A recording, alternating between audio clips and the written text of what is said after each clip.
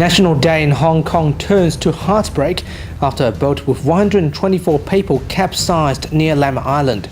Chief Executive CY Leung attended a radio interview responding to the New Territories Development Plan.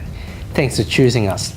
Making news in Australia, Alan Jones apologised for insulting the Prime Minister, and WA opposition called for more CCTV cameras to be installed in Perth nightclub areas to reduce crime. This is the Evening News. Good evening. We begin the bulletin tonight with a tragedy that shocked Hong Kong last night. At least 36 people are dead and over 100 people were sent to hospital for treatment after two vessels collided on the outskirts of Lam Island during the China National Day fireworks.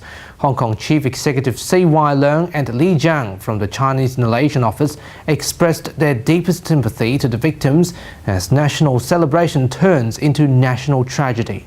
Two vessels collided on the outskirts of Lam Island last night in Hong Kong. 29 people are dead at the scene. Over 100 victims were sent to 5 hospitals for treatment. 8 people were confirmed dead, along with 66 people discharged. A victim says they were selling up to watch China National Day fireworks. Hong Kong Chief Executive CY Leung and China Liaison Officer Gang Li expressed their deepest sympathy to the victims. Li also proposed to visit the victims at Queen Mary Hospital.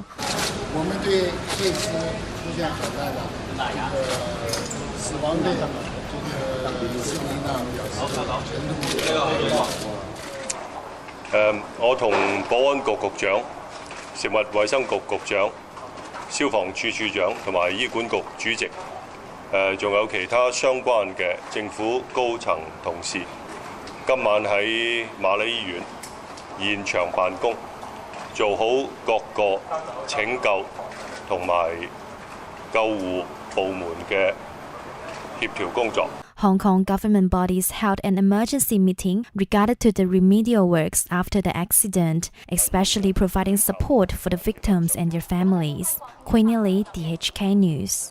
Chief Executive CY Leung has attended a radio interview on Saturday, reinstating the plan to develop the New Territories North is to increase land supply. Leung also responded to the various criticism made by Hong Kongers after he came to power just over 90 days ago. Hong Kong correspondent John Dwyer reports. The Chief Executive CY Leung has attended a radio program on Saturday to respond to the development of the North-East New Territories Development Plan. He said that some people comment the plan is to cede territory to sell Hong Kong is nonsense. 新界東北個發展計劃呢，唔係啱啱出現㗎嚇。如果大家上網睇下2008年同埋2012年，政府喺立法會答立法會議員嘅問題嘅時候呢，大家都知道根本嗰個規劃呢，就係為咗整個新界嘅發展，為咗呢解決香港嘅土地供應問題。而喺08同埋12年喺立法會嘅發展委員會討論呢個問題嘅時候呢，亦都從來冇人提出呢話我哋發展新界東北呢就會造成啲咩割地賣港啊。The Real Estate Development Association says if the government used traditional new town to develop new territories east, the government may be in violation of the basic law. CY Leung refutes. 發展商話如果我哋去收地嘅話呢，就會違反基本法。是否違反基本法到真係打官司嘅時候，法官講咗先至算數，唔係地產商講咗就算數。政府做事呢，一定唔會官商勾結，尤其我呢個政府。John Hyde, DHK News, Hong Kong. To national news, China's political drama continues to unfold, with disgraced veteran politician Bo Xilai expelled from his position in the Communist Party and was handed over for criminal investigation. It comes after his wife Kailai pleaded guilty late August for murdering British businessman Neil Haywood. She was given a suspended death penalty. It's possible for her to receive a lifetime prison sentence instead. Popular Sydney Radio 2GB's breakfast host Alan Jones has apologised for his comments after mocking the Australian Prime Minister Gillard's father, claiming he died with shame. Jones's comments sparked angry responses from both sides of the political chamber, along with ordinary Australian citizens saying it's time for the controversial radio host to step down. I believe personally that his comments were disgraceful. I don't think that you should bring a recently deceased person and just the the father of a politician into question when he has just recently died. No, I don't think he should resign, but he's a big fellow. He's not a victim. He's just going to have to wear this, and the consequences are going to fall on him and his radio station and anybody who supports it, including the advertisers. I mean, he's got a record, you know. I mean, of things he intentionally did on air in the name of the radio station. And we want to know what you think. You can leave your opinions on our Facebook page or leave a comment below this news bulletin at YouTube. Back to Perth, the state opposition has called for more CCTV cameras to be installed in Perth's nightclub areas in an effort to prevent and help solve crime. WA Shadow Police Minister Michelle Roberts suggested a register system on private CCTV cameras in the area could help save police time and resources. State political editor Kristian Dwyer has the details. CCTV has become a big issue in the last 2 weeks, building on the anxiety raised after the death of ABC staffer Jill Mayer. And with the deafening calls has come a voice for reason, with those in power calling for the instatement of CCTV in areas other than CBD, particularly within the Labor Party, especially in areas where there is a high number of patrons. But there are still dead spots, and there are particular areas that do have nightlife and restaurants, and where young people and older people go, particularly of an evening, where there is no CCTV coverage or little CCTV coverage. There's been a change, I think, in the way where people go of an evening. People are going more to areas such as Leederville and Highgate and Mount Lawley, also to Fremantle, Joondalup and Midland. So centres like that are areas where people, I think, need to feel safer. With technology constantly evolving, it'll be interesting just to see what suburbs will take on the CCTV technology in their fight against crime. Kristian Dwyer, DHK News.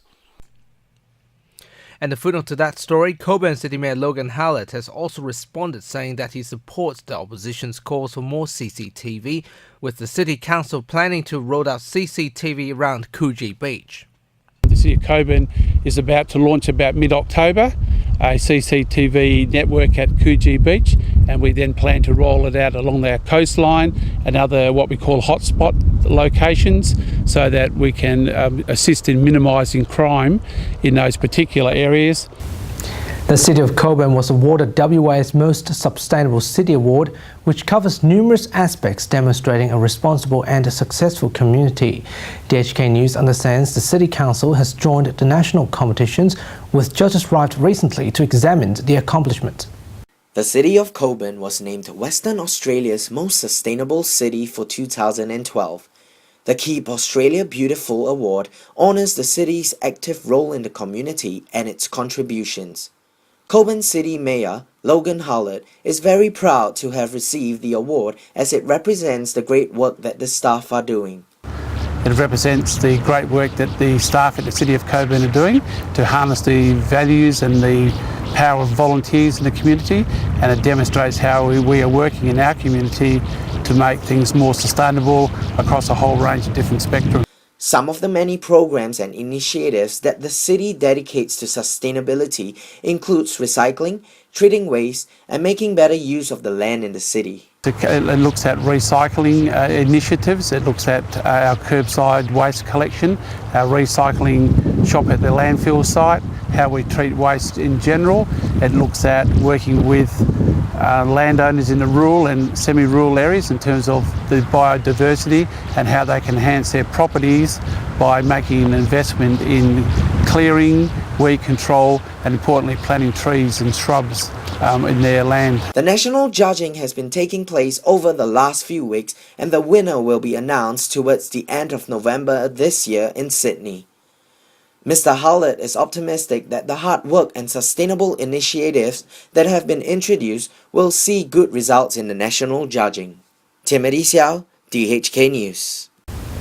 And coming up next week on the English Evening News, Chief Newsreader Ivan Leung spoke to John Hyde one-on-one about his campaign for the state election coming up next year in Western Australia. The interview includes discussions on various issues concerning the Perth CBD electorate. Well, I actually believe in continuous campaigning. I think people in the CBD electorate, they know if somebody just turns up 6 months before an election, and they'll be polite and nod. And I think that also goes with a lot of the communities, be it the Chinese community, a lot of the ethnic communities. Remember to join us for that. That's how the world looks tonight. Don't forget to join us on our Facebook page for the latest update about the boat tragedy. Good evening. Good night.